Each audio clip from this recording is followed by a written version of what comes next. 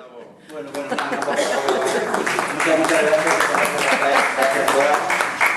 por invitarme, por acogerme y por darme una ocasión de disfrutar, porque yo cuando hablo de literatura disfruto, porque es mi vida. Yo enseño literatura por las mañanas, la escribo por las tardes, hago teatro por las noches y antes de dormir me leo, y si tengo un rato libre pues voy a una tertulia. O para mí la literatura, hablar de literatura y concretamente del humor, pues es realmente un placer. Además vengo de una familia en donde el humor estaba ahí canalizado, lo he mamado desde pequeño. En mi casa se llamaba a los objetos con nombres distintos, a la cuchara no se le llamaba cuchara, se le llamaban otras cosas, estábamos siempre hablando del camelo. Yo es algo con lo que disfruto, y aunque he escrito cosas serias, pero realmente a mí el humor es lo que me encanta, por eso estoy tan contento aquí. Creo que donar risas es lo mejor que se puede hacer. La alegría es lo más parecido a la felicidad, y de la gente seria me fío poco. Realmente tengo bastante resquemor cuando veo a una persona muy seria, muy pagada de sí misma. Bien, bueno, muchas gracias por venir, por su atención, por anticipado, o por vuestra atención, porque con vuestro permiso os voy a tutear, estaremos todos más cómodos. Se ha hablado elogiosamente de mí como no se debiera. Me dice Rafa que el título de la conferencia lo elegí yo no lo recuerdo. Yo cuando leo en mi agenda tengo que hablar sobre la ética y la metafísica, digo, ostras, esto es muy importante, voy a hablar yo de metafísica. Pero bueno, no sé, algo de filosofía sí mencionaré, la ética por supuesto. Y luego cuando me anuncien de filólogo, filósofo, por favor, vamos a ver, filólogo se puede ser, somos muchos los filólogos, somos muchos, algunos buenos, otros somos muy malos. Filósofos, yo no sé si hay filósofos. Profesores de filosofía, sí. Filósofos, no sé yo quién podríamos tener. En los años 30 tenía España un problema y la gente decía, ¿qué piensa nuestro filósofo o nuestros filósofos? ¿Qué piensa Ortega de esto? Y miraban a él como una figura que te podía orientar. ¿Qué piensa el más listo de la clase? Hoy en día, ¿a quién miramos para preguntarnos? ¿Quién tenemos en España que digas, este señor que es listo y sabemos que va a acertar, ¿qué opina él de este problema que nos acucia? No tenemos a nadie. Con lo cual, llamarse filósofo a alguien pues es un ejercicio de vanidad suprema, cosa que no apruebo. O si hay que decir que soy filólogo y filósofo, pues que digan también otros mis méritos. Soy filólogo, soy filósofo, también pongo cristales. Voy a hablaros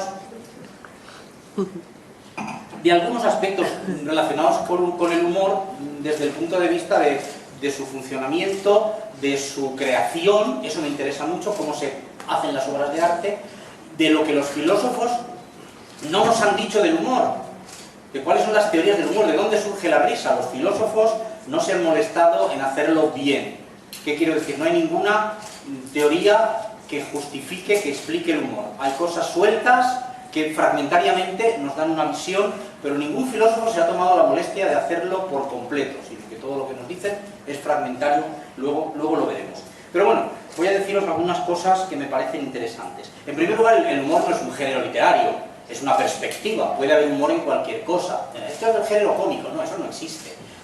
Puede haber humor en una poesía, lo mismo que en el teatro, y puede haber humor en un cuadro, ¿verdad? Puede haber humor en una sinfonía, en la música esa del vuelo del moscardón, eso es cómico. Y ahí no hay palabras, ahí no hay figuras retóricas, pero sí efectivamente hay humor. Es una perspectiva, es una manera de ver las cosas. Y yo tengo suerte porque he encontrado mis gafas, las gafas del humor. Entonces veo las cosas desde el punto de vista del humor y puedo escribir sobre cualquier cosa. Mejor o peor, pero mis libros de humor son sobre cualquier tema sobre el que yo mínimamente tenga un poco de información, porque no hay temas.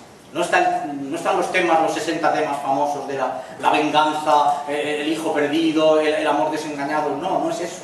Todo es tema. Si puedes escribir sobre cualquier cosa, eso lo dijo Balzac, él lo hacía de una manera descriptiva, yo lo hago de una manera paródica. La parodia y la sátira son mis armas literarias, y me es tremendamente difícil inventarme una historia original, inventarme el personaje de José y de María y que les pasen cosas. Eso me es dificilísimo. Pero si me dan la historia, darle la vuelta me es completamente sencillo.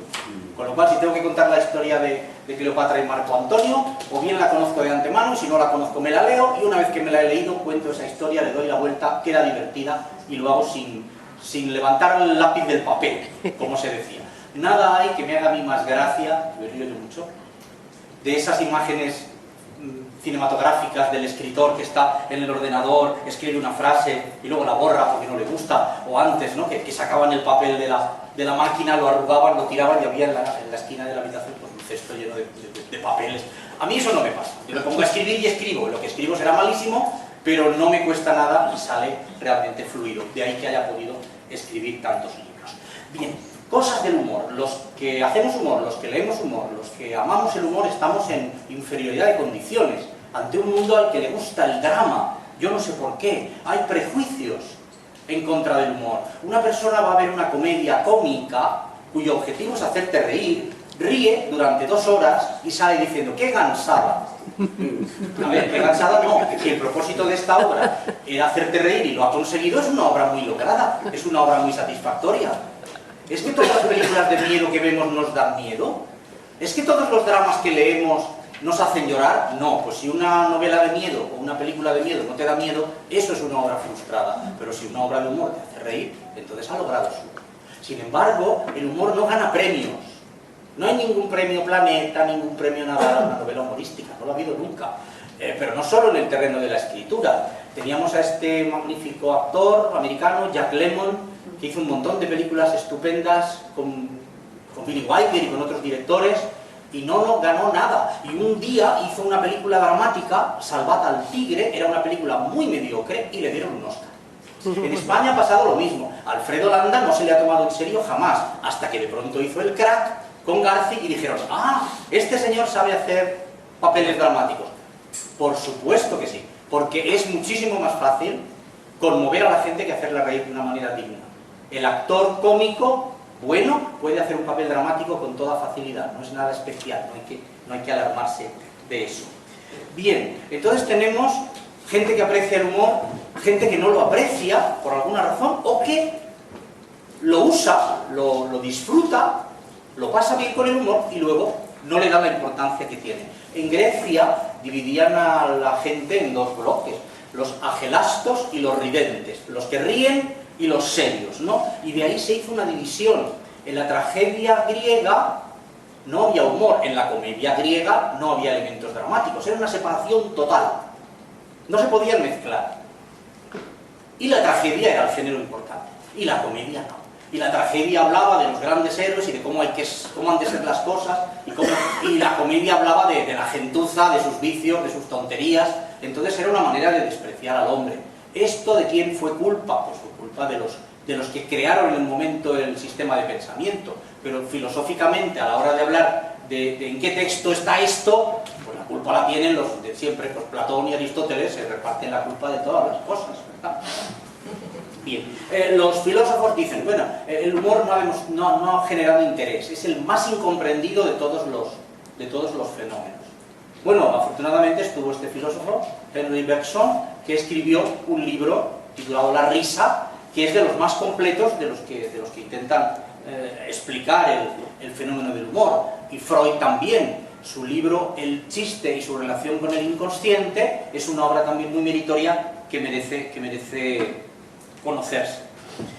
Bien, el humor, ¿para qué sirve? ¿Qué usos tiene? Bueno, pues tiene muchos.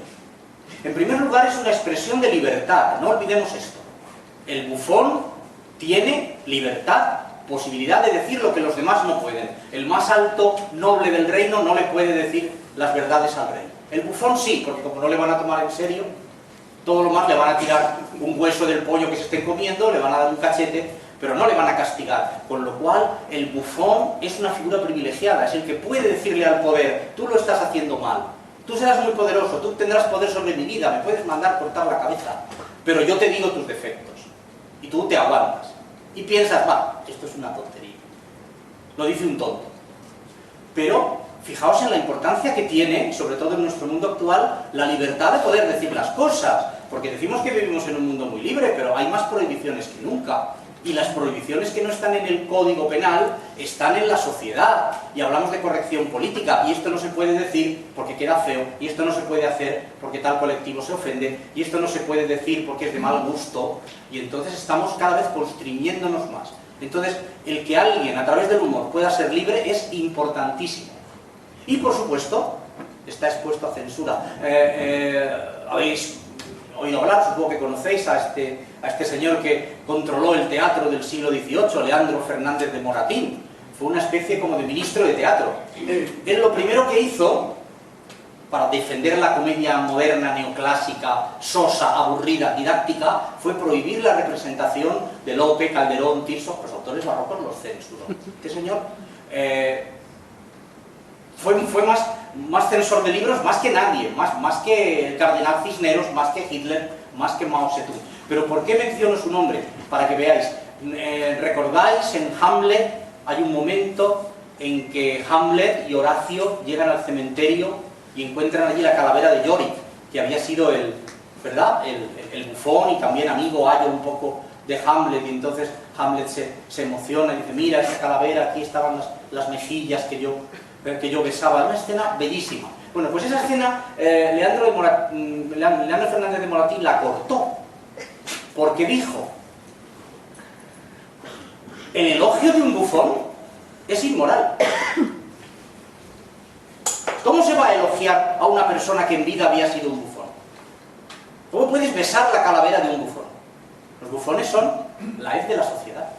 Y dijo, y además, para más Inri, cuando empieza la escena, el sepulturero que está ahí cavando está cantando. ¿Qué cosa más inmoral que alguien esté cantando mientras cava una fosa? Bueno, pues no sé yo qué harán los sepultureros cuando están solos, pero imagino que cantarán de vez en cuando, ¿no? Aunque estén cavando la tumba de un bufón.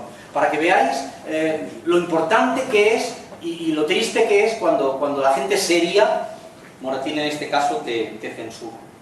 Otro uso interesantísimo del humor es que te da un sentido de la relatividad de las cosas. Cuando ves algo de una manera distinta, para poder reír de ello, en una parodia, como yo hago, pues entonces ya no ves eso de una manera, lo ves de dos o lo ves de tres. Entonces estamos hablando que el humor te ayuda a liberarte del dogmatismo.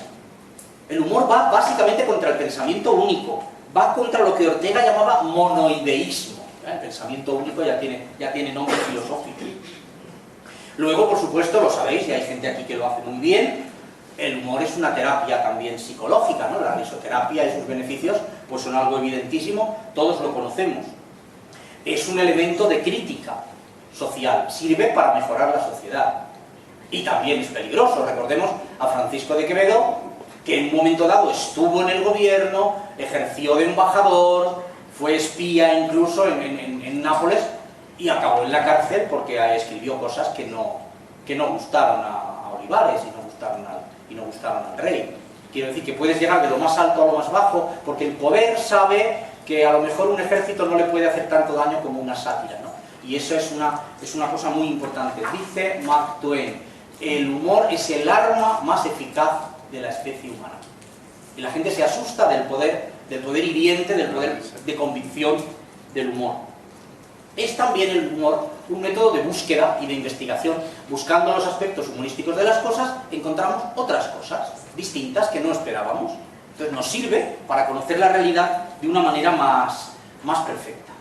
Y es un elemento de humanización, porque cuando vemos los elementos cómicos del mundo, cuando vemos que nosotros hacemos el ridículo y los otros también, que el hombre es imperfecto, pues de alguna manera nos hacemos más tolerantes. Al perdonarnos nuestros errores, nos vemos obligados también a perdonar a los de los demás. Y decimos, fulanito lo ha hecho mal, pero yo también meto la pata de vez en cuando. Y entonces nos hacemos menos intransigentes, nos hacemos más humanos y en esa misma imperfección que todos compartimos como especie, pues nos hacemos más cercanos a los demás. Eso es interesante. Con lo cual rebajamos la agresividad, no somos tan intransigentes con gentes de otras ideas o de otras culturas o de otras razas, sino que todos somos pues, hombres o mujeres imperfectos que nos equivocamos muchas veces al cabo del día.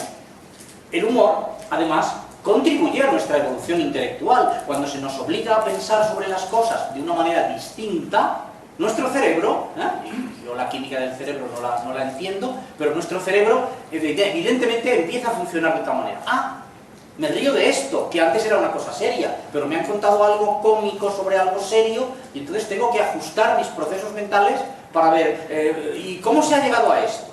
El humor, y luego lo veremos muy claramente, nos obliga a hacer silogismos mentales todo el rato, a hacer asociación de ideas, a hacer conexiones.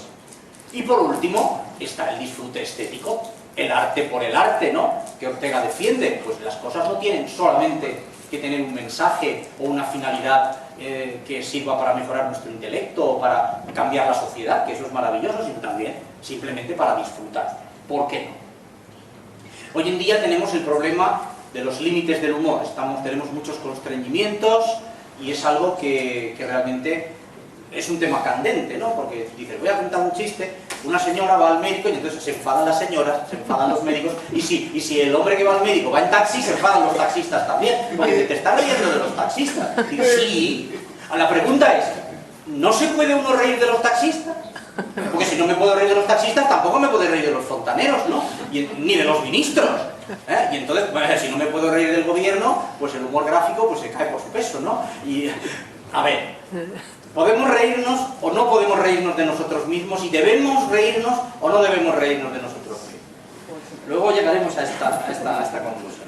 Bien, voy a hablaros un poco de esas tonterías que han dicho los filósofos sobre el humor. ¿Y a dónde nos llega? ¿Qué nos han dicho sobre el humor las mentes más sabias del planeta?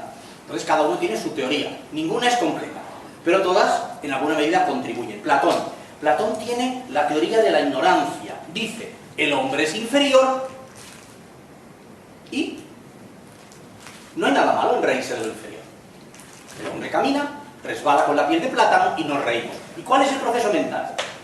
Porque lo primero que haces es reírte. A lo mejor luego dices, pobrecito, se habrá hecho daño, pero eso viene después. Lo primero es que te ríes. El proceso mental es el siguiente: se ha caído porque es tonto, torpe, ¿quieres llamarlo? Yo no me habría caído. Él se ha caído porque es imbécil.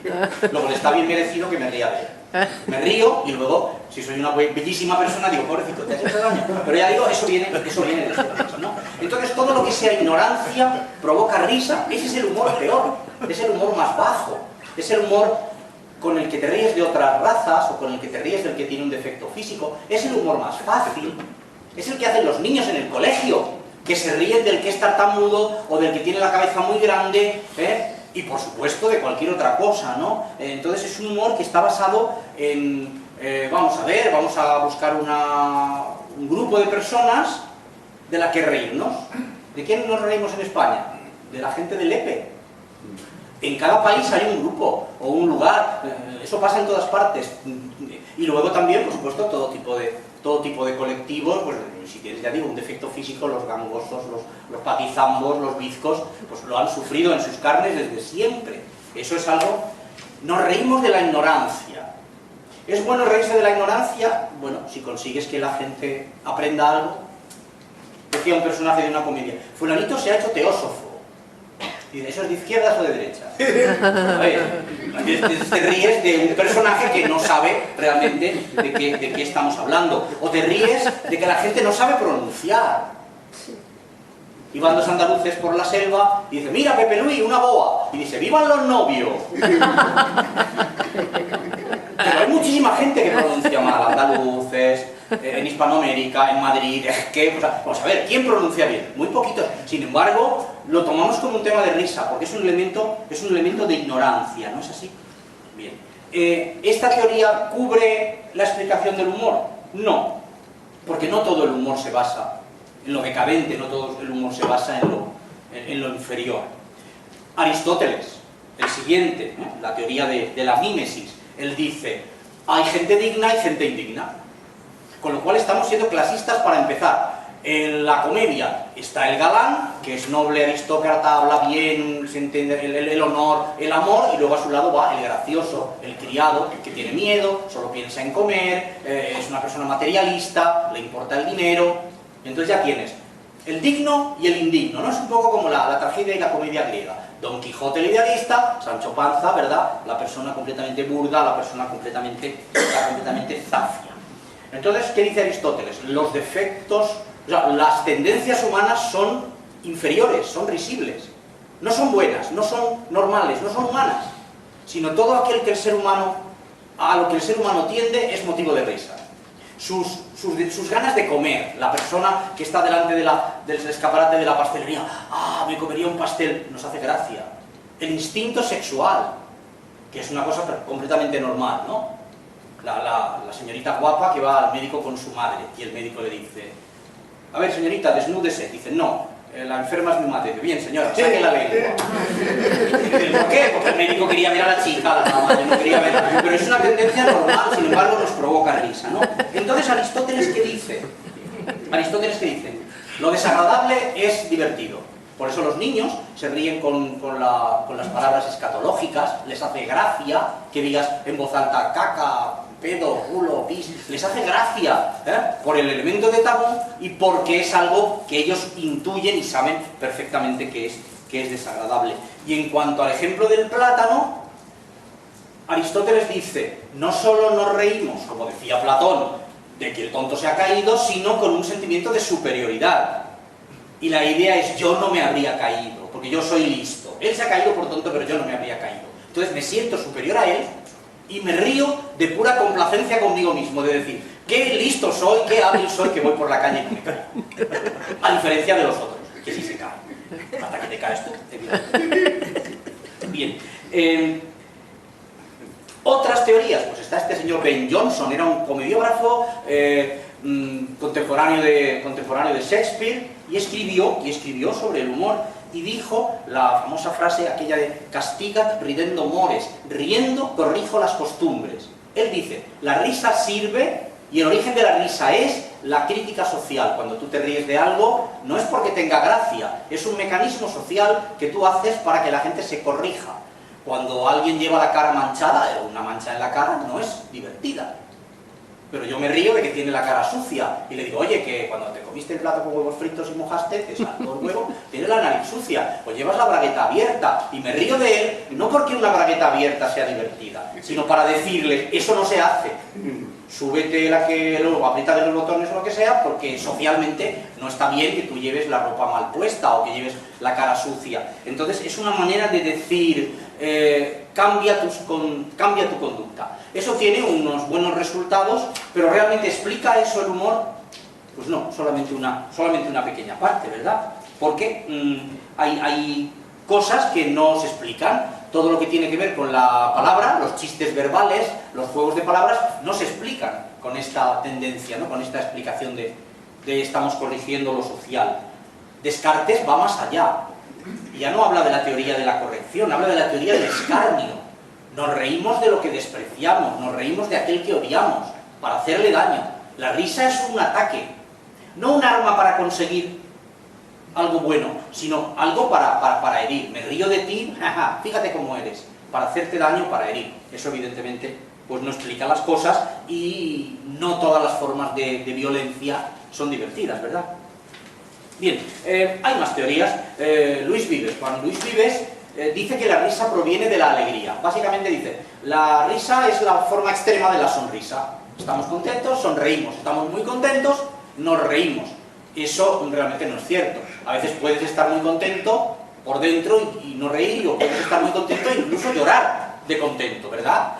Cuando te dan una alegría muy grande, o si encuentras a una persona a la que quieres mucho y hace muchos años que no la veías, pues puedes incluso emocionarte al verla. ¡Hombre, Pepito! Eso no significa que sea risa. Y porque hay situaciones que nos provocan risa y que no son placenteras, no tienen que ver con la alegría. Generalmente, cuando vemos a un personaje de una comedia, de una película, en una situación complicada, nos reímos de él, ¿verdad? El señor que está con su novia y viene la otra novia, entonces lo esconde a una en el armario y tiene que disimular. El disimulo, el engaño, la situación violenta de ahora que hago, nos hace reír, pero ahí no hay alegría, nadie está disfrutando. Diríamos que el personaje está sufriendo y nosotros nos reímos de su sufrimiento. Es un poco lo que dice Hobbes. Thomas Hobbes, su teoría la llama de la gloria súbita, y dice que no es divertido per se, con lo cual el gran Thomas Hobbes pues también se equivoca. ¿Cuál es la teoría con la que yo comulgo más, por decirlo de alguna manera? Pues la teoría del ingenio. La teoría del ingenio la propone Locke. John Locke dice: el ingenio es lo que nos hace reír. Cuando tu mente funciona bien y dices algo inteligente y otra persona lo entiende porque su mente también funciona bien, esa apreciación del ingenio es lo que nos hace reír. Y se consigue no contándolo todo, haciendo que sea la otra persona la que deduzca. Y eso, cuando cuentas un chiste, cuando haces una broma, Depende mucho del orden en que cuentes las cosas. Voy a poneros un ejemplo claro para que veáis. Un chiste, aunque sea muy tonto, pero para que veáis. ¿Qué ejemplo? El niño le dice a su padre: papá, yo no quiero ir a América, de verdad, yo no quiero ir a América. Y dice el padre: bueno, tú calla y sigue nadando. Es una estupidez. Ahora, he obligado al oyente a que haga en su cabeza el silogismo.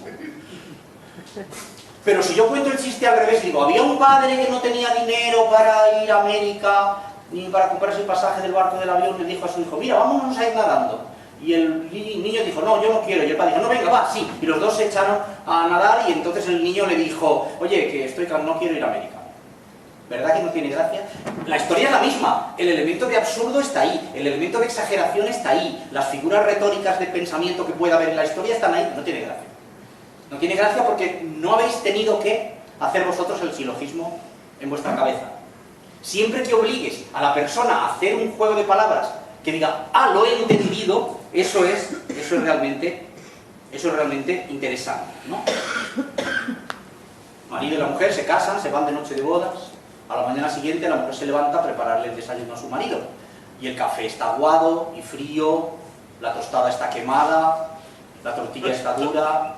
Y el marido le dice: o sea, que tampoco sabes cocinar. Ahí estamos hablando de una sola palabra, que es la que nos está contando una historia. Y entonces, ese disfrute. Entonces, un arma, y para los que escribimos humor, lo tenemos muy claro, que te ayuda muchísimo a hacer el humor. No es que sea la única, pero es como nuestra musa, nuestra madre, es la asociación de ideas. Porque básicamente cuando escribes algo cómico, lo que estás es vinculando cosas que estaban disociadas y tú las juntas, y juntas tienen efecto. Por separado no tienen gracia, pero juntas tienen efecto, y eso es lo que se hace. Y los procedimientos para esto son muchos y muy variados. Yo que sé, el procedimiento de la duplicación. Si en vez de contaros la historia de Caperucita Roja, os cuento que Caperucita tenía una hermana gemela, el lío ya está armado ahí. O el procedimiento de la inversión. Darle la vuelta a las cosas. En una noche en la ópera, de los hermanos Marx, no sé si la habéis visto. Llega Groucho en un coche a la ópera y dice: ¿ha acabado ya la ópera? Y dice: no. Y le dice al cochero: ¿ves? ¿Por qué has ido tan deprisa? Por tu culpa no voy a tener que ver la ópera. Da una vuelta a la manzana hasta que acabe. Claro, tú piensas, está preocupado porque llega tarde, se ha perdido la ópera. No, la que no quería verla. Entonces, ¿por qué has ido tan deprisa? Entonces, la inversión funciona. Claro, si Caperucita es la mala y el lobo es bueno, entonces Caperucita saca el látigo y destripa ya al lobo, le quita la piel, ya estamos en una historia completamente distinta, ¿verdad? Bien, más cosas. La Kant, con todo su golpe de sabiduría, habla de la expectativa defraudada, cuando esperas algo y no sucede. El tópico del parto de los montes, ¿verdad? Un gran ruido, un estruendo, parece que va a haber una catástrofe y de pronto el monte se abre y hay un ratón pequeño, que es el que había causado el estruendo. Ese es el tópico, el símil que se emplea para la expectativa defraudada. Pero eso necesariamente no tiene gracia. Pero él dice: sí, cuando la gente espera algo y no sucede, se ríe. Bueno, no sé yo, si en tu cumpleaños crees que te van a regalar un coche, tu padre, y te regala una corbata, no sé yo si no te hace gracia, yo creo que no. Schopenhauer, ya se acerca un poco más. Él habla de la incongruencia. De sus teorías surgen todas las formas del teatro del absurdo, pues el humor de los hermanos Marx, este tipo de cosas, ¿no? Cuando los procesos mentales no son los que tienen que ser. Por ejemplo, el falso silogismo, ¿no? El falso silogismo dice: mi perro tiene 4 patas, mi mesa tiene 4 patas, luego mi perro es una mesa. Es un silogismo defectuoso. O aquel que decía: si en el polo norte hace frío, en el polo sur hace calor. Ese tipo de humor, el tipo de humor que está basado en el absurdo, pues tiene realmente dificultades. Hay gente que no lo entiende. En una novela de mi abuelo dice: vamos a echarlo a suertes. ¿Tienes una moneda? Dice: no. Bueno, ¿cómo hacemos? ¿Cómo echamos a suertes si no tenemos una moneda? Dice: es muy fácil. Coge un poco de agua, estaba en un restaurante, tírala sobre el mantel y contamos las gotas que han caído. y si salen pares gano yo, y si salen impares ganas tú. Dice, vale. Dice, entonces, echan agua sobre el mantel, cuentan las gotas y dice, oh, casualidad, las gotas que cayeron no eran ni pares ni impares. El absurdo, el imposible, tiene gracia. No sabemos cómo funciona, para algunas personas sí, para otras personas no. Unos ríen, otros se quedan completamente indiferentes, eso es una estupidez. ¿Cómo no van a ser pares o impares? Tienes que decir, sí, sí, sí, vale, sí, en la vida real no, en las matemáticas no, en el universo no. En un mundo distinto en donde puedan darse posibilidades que no se dan, pues igual sí. Vale, lo que pasa es que si tienes que explicar el humor no funciona, el humor se tiene que entender, no tienen que decirte, ahora olvídate de las reglas de la física y piensa en un mundo donde pueda haber cualquier cosa, entonces lo de las gotas tiene gracia, en ese mundo sí, en otro no. Pues evidentemente esas cosas no funcionan, ¿no? La incongruencia, ¿verdad? La paradoja, todo lo que sea contradicción. En esta película de Teléfono Rojo, Volamos hacia Moscú, de Stanley Kubrick, están ahí, están los altos mandos de Estados Unidos viendo a ver si tiran la bomba o no tiran la bomba, entonces unos dicen que sí, otros dicen que no, empiezan a gritar, empiezan a gesticular, y uno dice, a ver, señores, por favor, ustedes no se pueden pelear aquí, este es el Ministerio de la Guerra, ustedes no pueden pelear aquí. Me están diciendo, esto es una institución seria, no se peleen, esto es el Ministerio de la Guerra, diga, no puede formar nada. Pues ese tipo de cosas, ¿no? Bien, ¿es el absurdo divertido? No, podemos imaginarnos un animal con 28 patas, 14 alas y 7 cuellos, y es la hidra, es monstruoso, no necesariamente es divertido, ¿verdad? Un cuadro feo no nos provoca risa, una persona deforme no nos provoca risa. Charles Darwin, mete también baza en esto y dice, yo voy a explicar en qué consiste el humor. El humor se basa en la sorpresa. Es lo que se denomina el síndrome del perro en misa. No sé si lo conocéis. Síndrome del perro en misa, básicamente dice, tú estás en misa oyendo misa, entra un perro y la gente se ríe. ¿Por qué se ríe? Por la sorpresa, por lo inesperado. Es imposible que un perro... No, hay perros callejeros, las puertas de las iglesias están abiertas, el que el perro entre, pues es lo más natural del mundo, pero como hay un desfase tan grande entre lo que tú ves ahí en la ceremonia religiosa y que entre un perro y la gente inevitablemente se ríe, ¿no? Y eso es una manera de engaño, es una manera de desconcierto, pero es el mecanismo de muchos tipos de chistes, ¿no? Entonces, él dice, y por esta razón, si te cuentan un chiste 2 veces ya no te hace gracia. La segunda vez porque ya no hay sorpresa, porque ya sabes lo que va a pasar. Con lo cual, lo que tiene gracia es la primera vez. Bueno, pues yo creo que no, porque si se abre la puerta y tú esperas que entre un señor o una señora y entra el conde Drácula y te da un bocado, pues no esperabas, ¿verdad? Porque no creías que Drácula existiera. Pero sí existe, ha venido y te ha mordido. Es la sorpresa más grande que te pueden dar, pero no tiene malita la gracia. O sea que realmente no. La sorpresa no provoca risa siempre. Herbert Spencer dice, yo desarrollaría la teoría del alivio. La risa es cuando estás en tensión, cuando estás asustado, angustiado, y de pronto ves que ese problema tan horroroso desaparece. Y entonces, y del alivio te ríes. Eso sería lo contrario, tú esperas que la puerta se abra y entre Drácula, y estás muy asustado, y cuando ves que el manillar se mueve, que la puerta se abre la puerta y aparece un amiguete tuyo, completamente inofensivo, hombre, no ha pasado nada. Eso es un fenómeno psicológico que existe, por supuesto, pero no explica ni con mucho todas las otras formas y todas las otras variantes del humor. Sí, habría que decir que el alivio tiene evidentemente la catarsis tiene unas ventajas psicológicas importantísimas, y por eso existe el humor negro. ¿Por qué nos gusta o a algunos les gusta el humor negro? Porque de alguna manera desdramatizas la muerte, desdramatizas la enfermedad, el dolor, el sufrimiento, y dices, bueno, pues si me río de ello, pues igual no es tan malo, igual tampoco pasa nada. Nos acostumbramos, ¿verdad? Y podemos reírnos de la muerte y dices, bueno, pues algún día yo también me moriré, pues igual tampoco es una cosa tan horrorosa. De alguna manera, inconscientemente, eso nos ayuda. Pero, evidentemente, no todas las risas son de alivio, porque los psicólogos saben que está la risa histérica, ¿verdad? Y también está la risa sardónica de la maldad. Nietzsche dice, la risa es un fenómeno voluntario. No te ríes porque pase algo, te ríes porque quieres. Ahora, ¿por qué quieres reírte? ¿En qué momento decides tú, o inconscientemente tu cerebro decide, voy a reírme de algo?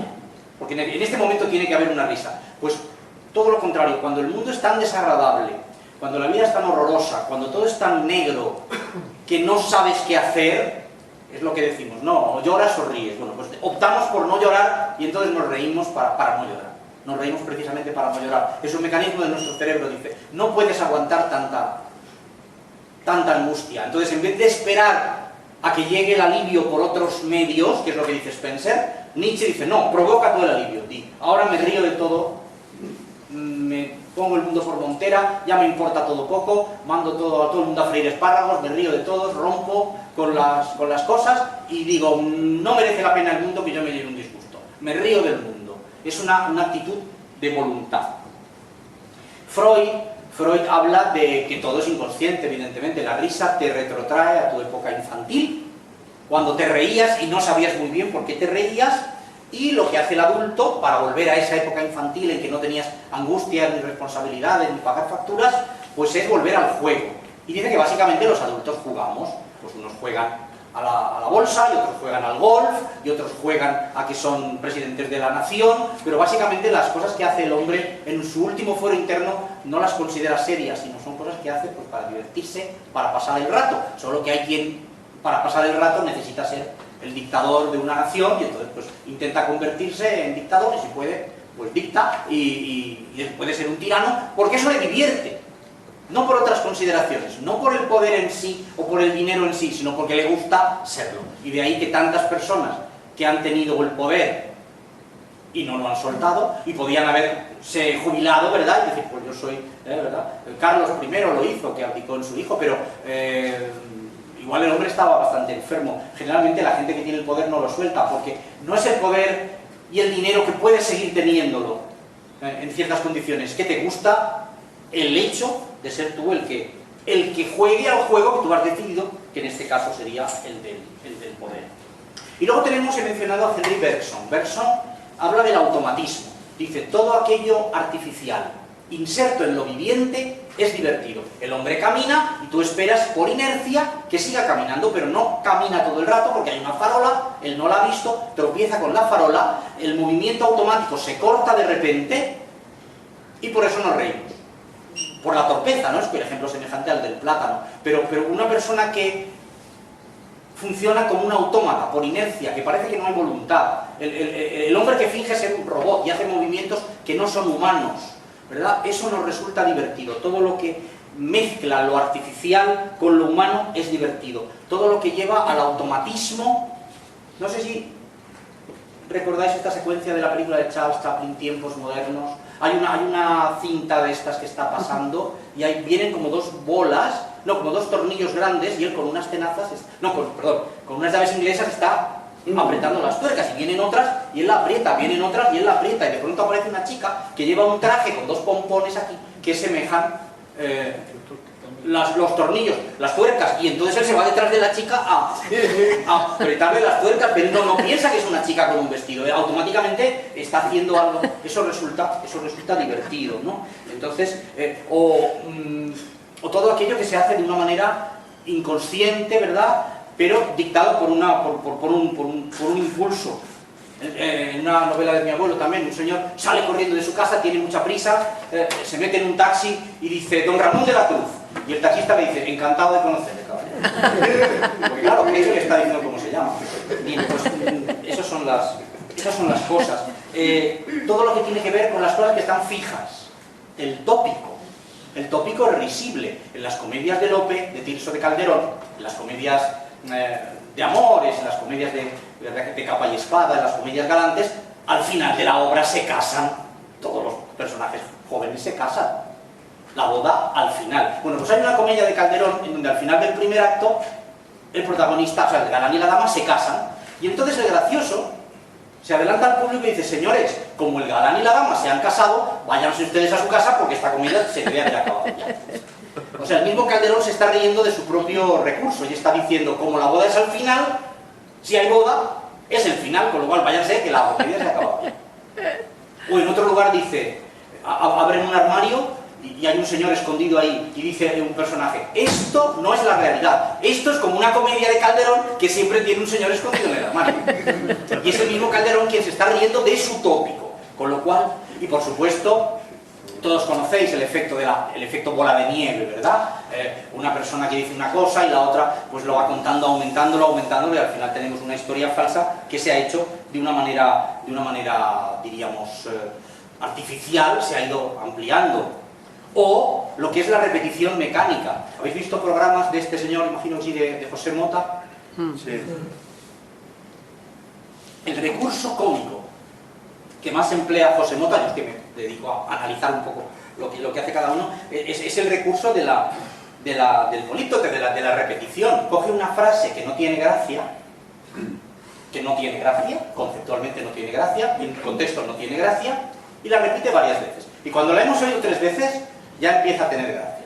Y luego tiene más, y más, y más, hasta un momento en que ya empieza a ser horroroso y desagradable. Pero durante una serie de repeticiones, la frase es divertida. Él dice, no, hoy no, mañana. Eso no tiene gracia. Pero si lo dices varias veces, al final la gente se ríe y lo recuerda. Hasta que ya te hastía, pero durante un número de veces, ese tipo de cosas funcionan. No, si hay que ir, se va. Pero ir para nada, o que dice, no, las gallinas que salen por las que entran. Bueno, eso es un automatismo y este es Bergson el que lo dice. Ahora, si esta fuera la causa de la comicidad, lo más divertido del mundo, ¿qué sería? Pues un ataque epiléptico, en donde una persona no es dueña de sí misma y está haciendo pero no, la epilepsia no nos produce risa. Y si el que una persona estuviera cosificada fuera divertido, lo más gracioso del mundo sería un cadáver. Porque ¿qué ser humano es más cosa que ese ser humano cuando está muerto? Ninguna. Pues entonces, evidentemente esta teoría no funciona. Una o dos más y ya voy a ir resumiendo cosas. Jardiel Porcela, mi abuelo, también habla, dice, la base del humor es la cultura. ¿Por qué? Dice, el hombre primitivo, el hombre bruto, no ríe. El hombre de las cavernas conoce el miedo, conoce el sufrimiento, pero no conoce la risa. Hacen falta muchos milenios de civilización, hace falta un refinamiento, un dominio de la lengua y una cultura básica para que tú puedas apreciar los elementos cómicos que hay en el mundo. Él dice, la realidad es cómica. Los humoristas no tenemos que inventarnos cosas raras, miramos a nuestro alrededor y encontramos elementos cómicos, ¿no? Como aquel que dice, ¿para qué me voy, el humorista, ¿para qué me voy a molestar en pensar tonterías si tengo todo un gobierno trabajando para mí? Bien, pues él dice, para entender la sátira hace falta tener una visión crítica del mundo. Para entender la parodia tienes que tener conocimiento del modelo. Si yo me río de Julio César, si no sé quién es Julio César, no tiene gracia. Para entender un juego de palabras tienes que tener un alto dominio de la lengua. Para entender cualquier forma de comicidad tienes que tener una cultura. Evidentemente, si no tienes el dato previo, pues no entiendes, ¿verdad? El chiste a que Julio César entra en un bar, con salvedades, dice, póngame un martinus. Y dice el camarero, será un martini. Dice, bueno, cuando quiera más de uno, ya se lo diré. Tú tienes que saber que Martinus sería el singular denominativo y Martini sería el plural, si no la cosa no tiene gracia, ¿no? Los romanos que entran al bar entran en el mismo bar, no es el mismo bar, es otro bar. Pónganos 5 cervezas.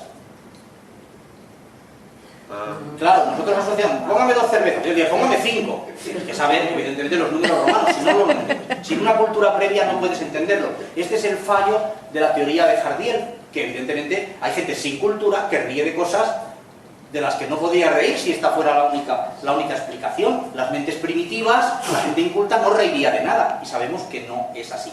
Y por último, está la teoría de la disociación, que es Arthur Koestler quien la menciona. La disociación habla de la combinación de 2 elementos incompatibles. 2 elementos incompatibles quiere decir lo que nosotros definimos, los que escribimos humor, como cambio de nivel. Mezclas 2 cosas de nivel distinto,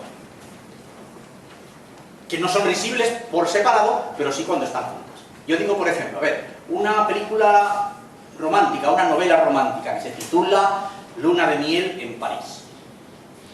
Fijaos en las connotaciones. Luna de miel en París, ¿vale? Voy a variar un poco. Luna de miel en el Cairo.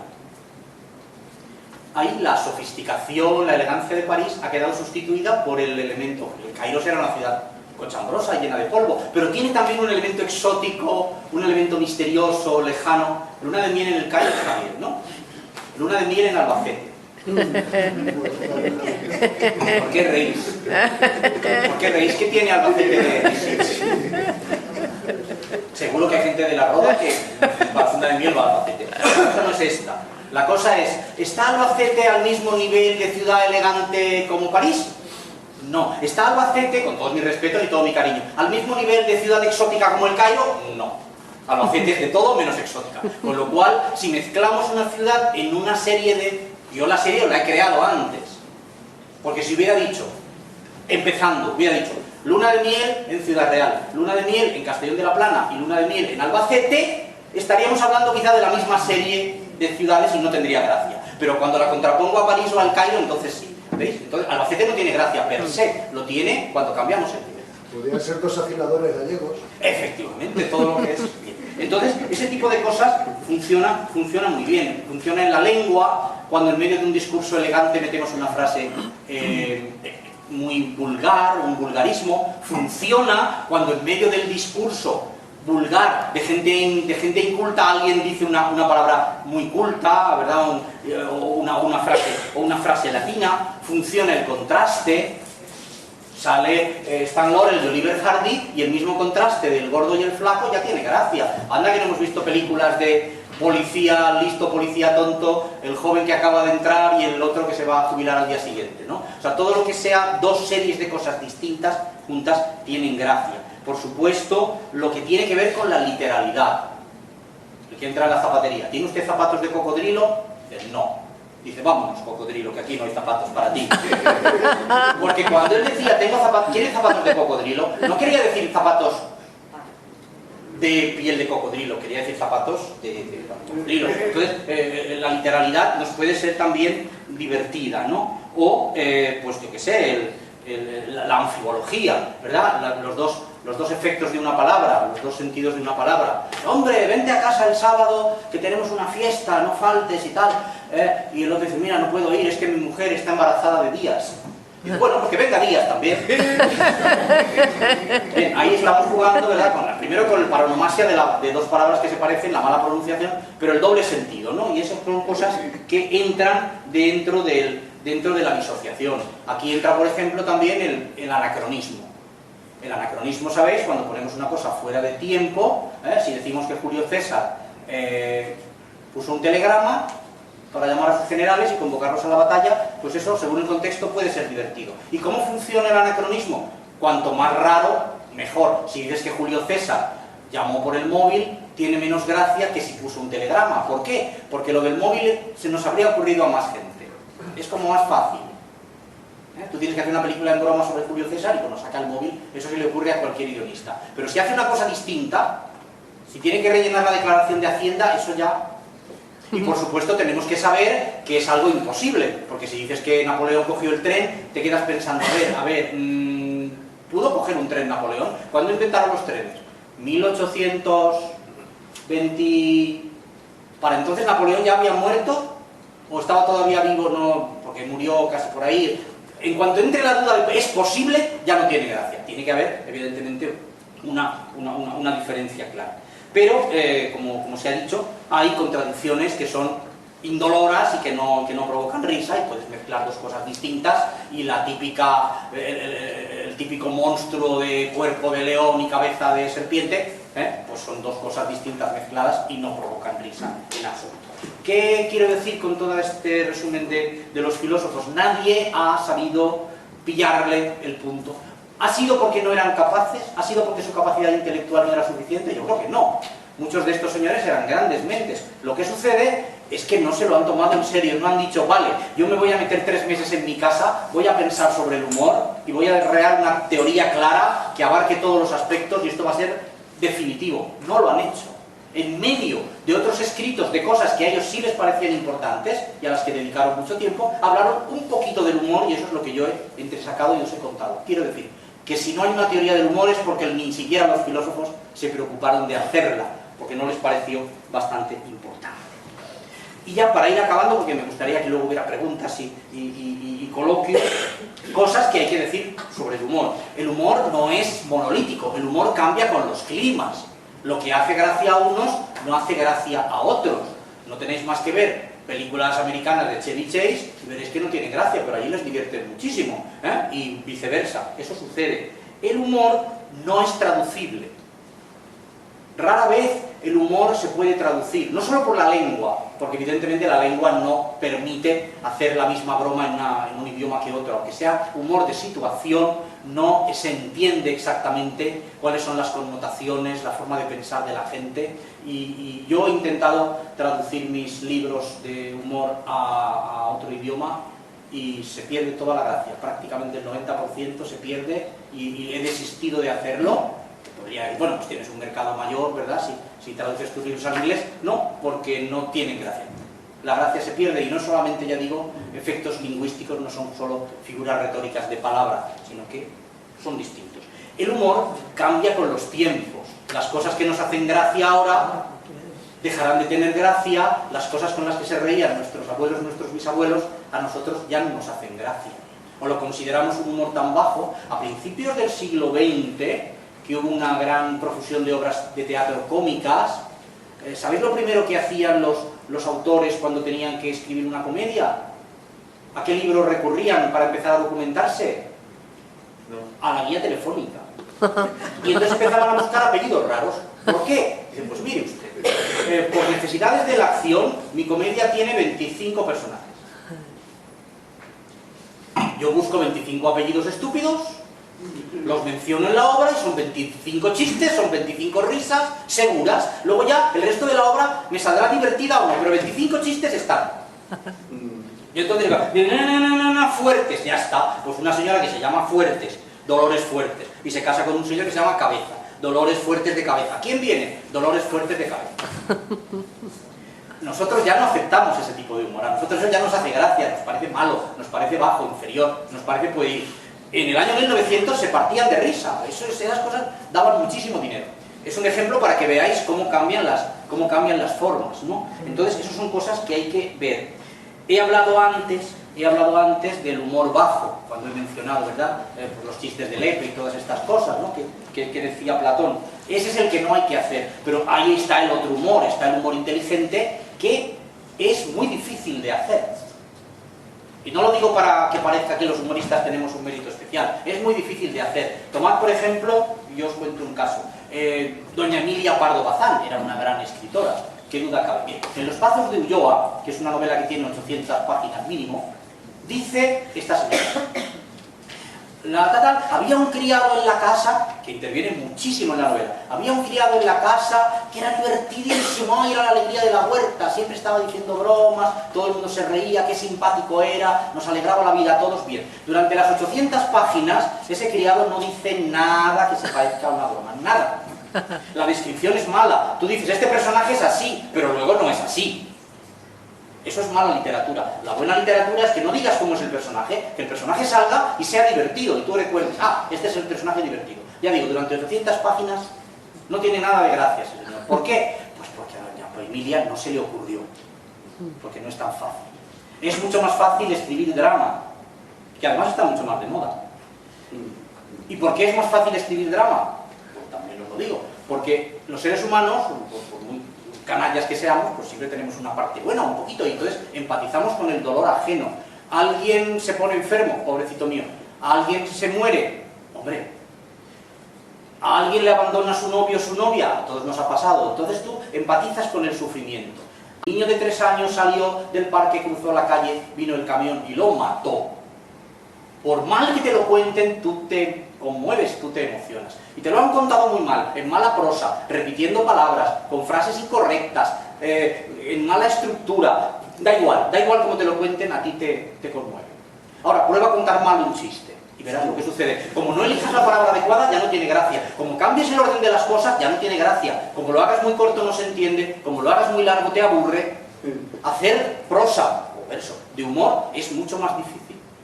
Porque cuando tienes el tema dramático ya lo tienes todo, solo tienes que contarlo. Cuando tienes el tema cómico no tienes nada. Lo puedes contar, pero entonces no tiene gracia. Tienes que procurar, para que no te pase como a doña Emilia, que esté lleno de carga humorística de una u otra forma. Y si todo el humor es muy de una manera, pues habrá gente que no lo entienda. Y si todo el humor es muy de la otra, pues tampoco. Y si el humor está muy espaciado, no funciona. Y si el humor está muy junto y las bromas están muy pegadas, el lector, el espectador se satura y tampoco le hace gracia. Y si son del mismo tipo, tampoco le hace gracia. El que escribe humor tiene que saber, sobre todo, la medida, sobre todo dosificar. ¿Qué pongo aquí? ¿En esta frase pongo una broma o me espero a la siguiente? Y si pongo una broma, ¿qué tipo de broma pongo? ¿Pongo un anacronismo? ¿Pongo un doble sentido de palabras? ¿Pongo una sátira de no sé qué? Eso es lo más complicado. Pero bueno, eso es en lo que tenía que deciros en cuanto a lo que es el humor en su explicación filosófica. Y ya para terminar, y hablaré muy poquito porque ya tampoco me quiero extender, pasaremos a lo de la ética. No me voy a dejar la ética en el tintero cuando está ahí encabezando el título. ¿Por qué digo que el humor básicamente es ético? Porque la gente que vive instalada en el humor no tiene el prurito de hacer daño. Dicho de otra manera, no todo lo serio es malo, pero todo lo malo es serio. Las cosas malas de nuestro mundo, las injusticias, las guerras, los crímenes, la avaricia, la maldad, la falta de empatía con los demás humanos, ¿se deben? ¿A qué se deben? A que hay alguien que se ha tomado muy en serio su ideología política y machaca la del otro, o se ha tomado muy en serio su religión, la que sea, y ataca a los otros, o se ha tomado muy en serio su país, su nación, su patriotismo y ataca a otros, o se ha tomado muy en serio a sí mismo y considera que tiene derecho sobre los demás y que puede maltratar a los demás porque en último extremo él es lo importante, porque en esta vida no es una tontería, esto no es una broma, esto es una selva y aquí tenemos que conseguir pasar por encima de la cabeza de los demás para triunfar nosotros, porque es lo que nos han enseñado desde pequeño. No dejes que te engañen, ¿verdad? Lucha, consigue las cosas, esfuérzate y haz lo que haga falta por triunfar. Ese es el mensaje que se está dando. Entonces, las cosas serias del mundo, hay algunas muy buenas y otras que provocan todos los males. La persona que vive instalada en el humor, que ve la vida con los ojos del humor, ya tiene, como he dicho, una tolerancia. Conoce sus defectos, conoce los defectos de los demás y para perdonarse él tiene que perdonar a los otros. Dice, tampoco es para tanto, dice, no pasa nada, dice, yo no voy a herir, yo no voy a matar por una ideología, porque las ideologías son unas mejores que otras y todas una estupidez. Y no voy a matar en nombre de una religión y no voy a matar en nombre de nada, porque nada hay tan serio como para que por ello merezca la pena quitarle la vida a un semejante. Y ese señor pues será a lo mejor un objetor de conciencia, será un tipo raro, pero desde luego no va a ser una de esas personas que van por el mundo haciendo daño.